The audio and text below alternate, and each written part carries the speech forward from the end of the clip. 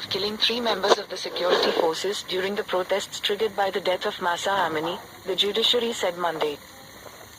The Islamic Republic has been rocked by civil unrest since the September 16 death of Kurdish Iranian Amini, 22, following her arrest for allegedly violating Iran's strict dress code for women. The latest sentences, which can still be appealed, bring to 17 the total number of people condemned to death in connection with the more than 3 months of protests. 4 of those convicted have been executed and 2 others are on death row after their sentences were upheld by the country's Supreme Court.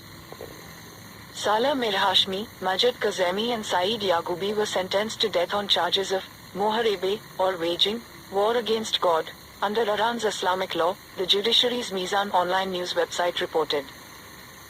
In addition, they were all found guilty of belonging to a criminal group with the intention of disrupting the security of the country, a charge that carries a 10-year jail term. 2 others were handed prison terms for the incident that led to the deaths of the 3 security force members in the central province of Isfahan on November 16, Mizan said. One of them is professional footballer Amir Nasser Azadani, 26, who received sentences totaling 26 years in prison on 3 different charges including assisting in Moharebe. According to Iranian law, however, he should serve them concurrently, meaning he would be behind bars for 16 years, it said. Nasser Azadani's case and the risk of him being sentenced to death had raised alarm abroad, mainly by FIFPRO, the World Union of Professional Footballers. All the sentences announced can be appealed before the country's Supreme Court, Mizan said.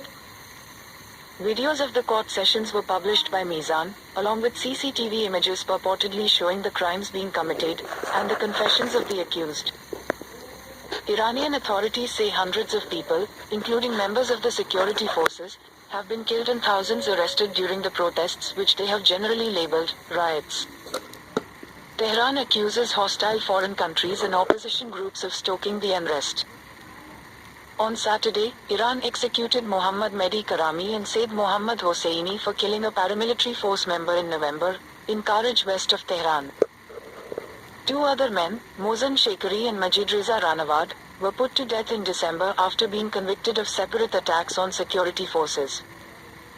The executions have sparked global outrage and new Western sanctions against Tehran.